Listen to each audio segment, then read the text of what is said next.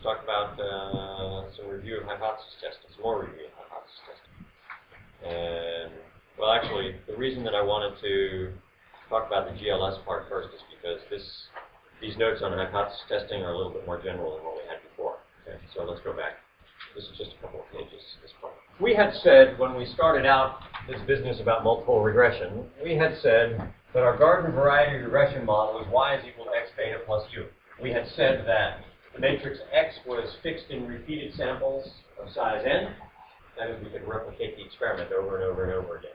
We had said that X was a full column rank. We had said that the expected value of u was 0. The expected value of u given X was 0. And the expected value of X transpose u was 0. So that the error term was uncorrelated with the right-hand side variable. And we had said that the expected value of u prime u transpose u, was sigma squared. And also the expected value of u transpose was sigma squared times an identity matrix. So we had said let's write things down. The rank of X is k, we had said. We had said that the expected value of u given X was 0. The expected value of X transpose u was 0. And we said that the expected value of u was 0. That's not so important, by the way. If the expected value of u is not 0, we could just capture the difference in the intercept. The intercept will take up that difference. And we had said that the expected value of u transpose is equal to sigma squared I. Let's get this out of the way. Okay. Might be easier for everybody else. Well, suppose that that's not true. That's a very ordinary view of the world. The probability density function for the m-variate random vector u looks like a nice symmetrical mountain. And if you drew contours on it, they would be nice round circles. The errors are said to be spherical. Well, that's a pretty stringent assumption. And it's going to be the first one that we relax. As we go along, we're going to do things like talk about relaxing this one and see what the consequences are for the way we do business. We're going to talk about relaxing this one and see what the consequences are for the way in which we do business. And we'll have a lot to say specifically about relaxing this one. But for the time being, suppose that we say that's too stringent. Instead, we're going to suppose that the expected value of u transpose is sigma squared times big omega. Now, all I know about big omega is that it's not scalar diagonal. Is it positive definite? Is big omega positive definite? Yes, it has to be positive definite. Is it a full rank? Yes, because it's a covariance matrix. Because it's a covariance matrix, it has to be symmetric and it has to be positive definite. And it has to be a full rank too, because if it's not a full rank, then the distribution of u is degenerate. There's no randomness in at least one dimension. So beyond that, we don't know anything about omega. So now, our least squares estimator becomes X transpose omega inverse, X, the quantity inverse, X transpose omega inverse Y. Is our new estimator still best linear unbiased? If the new one is best linear unbiased, then it means that in this circumstance, ordinary least squares is not blue. Now remember that a couple of weeks ago, we had said that under this set of assumptions, by the Gauss-Markov theorem, the ordinary least squares estimator is best linear unbiased. But now we're saying one of the assumptions that we made is too stringent, and we're going to relax it. And we're going to use this different estimate and see whether or not this one is best linear unbiased, in which case, garden variety of least squares, when you relax this assumption, is not best linear unbiased. So, we would prove it or demonstrate it in exactly the same way we did it for least squares under the original set of assumptions. We start by substituting away from y and showing that this generalized least squares estimator can be rewritten in terms of the truth, beta, which we're trying to discover, and the disturbance vector, u. Because omega is a set of parameters, perhaps unknown to us, but they are still parameters and not random variables. The expectation operator just marches right past all that stuff and operates only on the error vector u, and we've already said the expected value of u is 0, column of 0. So the second term drops out, and beta with a tilde on it is unbiased. because we live in a world where we want to work with unbiased estimators. Even though the light may be better underneath the street light, we still want to use unbiased estimators. So that means that we want to look at the variance of beta tilde. By definition, the variance of beta tilde is the expected value of the quantity beta tilde minus beta. We don't need to put the expectation operator in there because we already know that beta tilde is unbiased. So it's beta tilde minus beta transpose, times beta tilde minus beta transpose. So we get a k by k covariance matrix for beta tilde. Again, substituting away from beta tilde, we need to work, if we substitute away from beta tilde minus beta, you go back, rather than scroll back and forth and drive you nuts rolling the screen up and down. If you have the lecture notes as JJ does, printed out, in the previous line, we saw that beta tilde was equal to beta plus this linear combination of the error vector u. And so when we substitute away from beta tilde minus beta, we just get the linear combination of u post-multiplied by the transpose of that linear combination. When we take expected value, the same way we had done previously, we get sigma squared times x transpose omega inverse x, the quantity inverse. So now we have the mean. We've shown that beta tilde is unbiased, and now we have the covariance matrix for beta tilde, and we're now prepared to go on and see whether or not there's another linear unbiased estimator that has a smaller variance. Well, how did we do it before? Well, the way we did it before was just to say, well, if the weighting matrix that we used before was linear, we'll just change the weights arbitrarily. We'll invent this new matrix that we'll call C and add it to whatever we were using before. And we will be free to choose the magnitude and signs of the entries that we put in C. The way we did it before was we invented this new system of weights. The weights that we just were presenting were omega inverse x, omega inverse y. So the weights are the part in curly brackets. So we can invent a new set of weights on omega inverse y.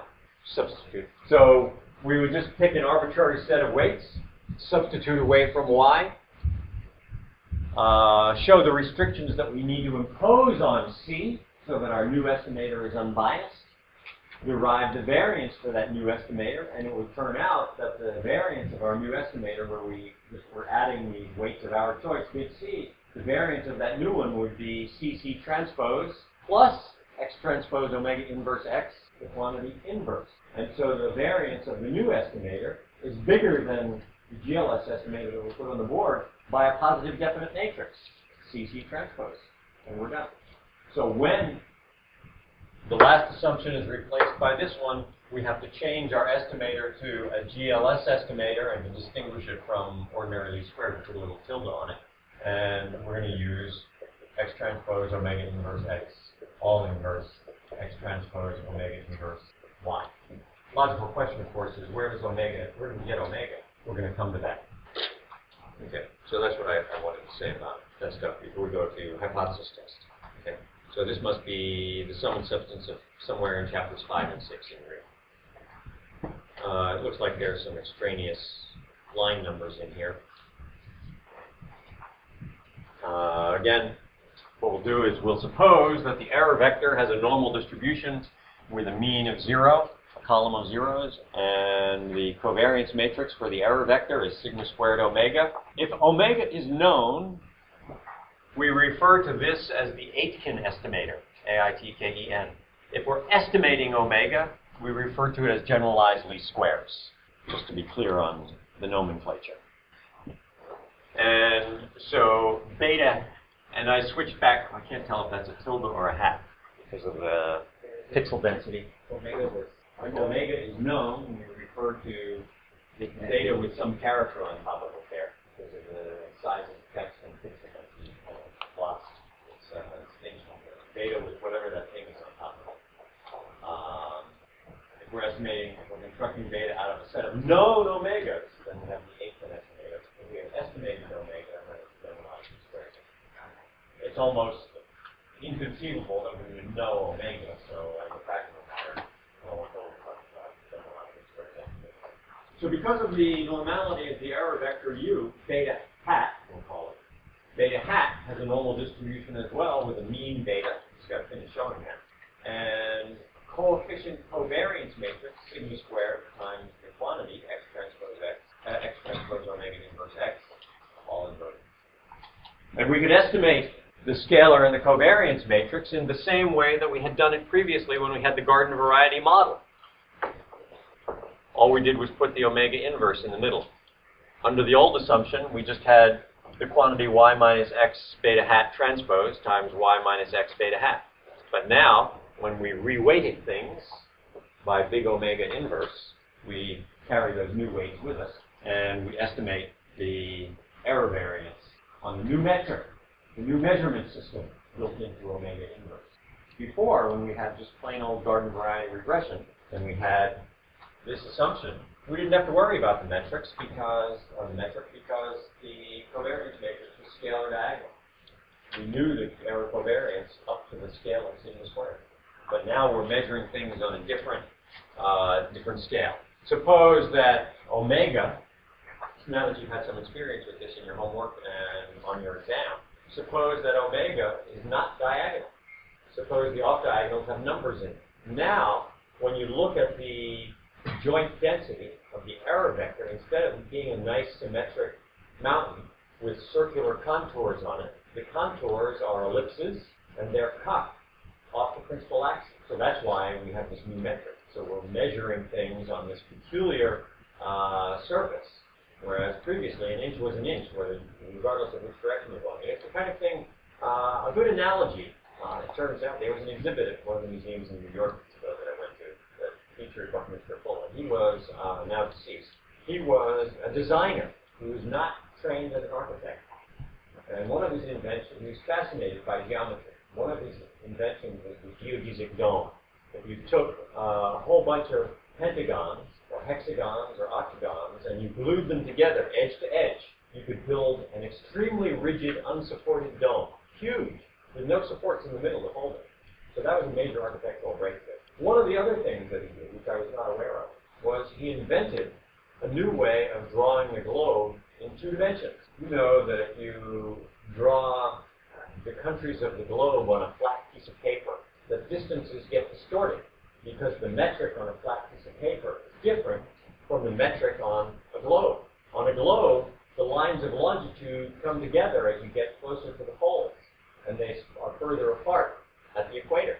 The lines of latitude are equidistant no matter where you are on the globe. But the problem is that if you take a globe and you flatten it out, you take the lines of longitude near the poles and you spread them apart, and so you distort the size of Greenland when you try and draw it on a flat piece of paper. So what he showed was that there are ways for cutting.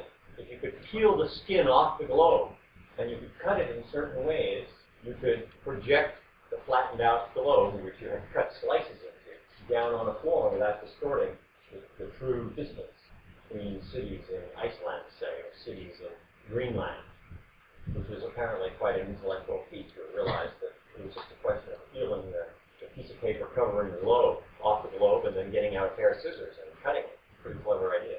So here, the same thing has happened. We went from a world where the globe was perfectly round to a world where the globe is kind of oblong and distorted and tilted at weird angles to the axis system in which it's been plotted.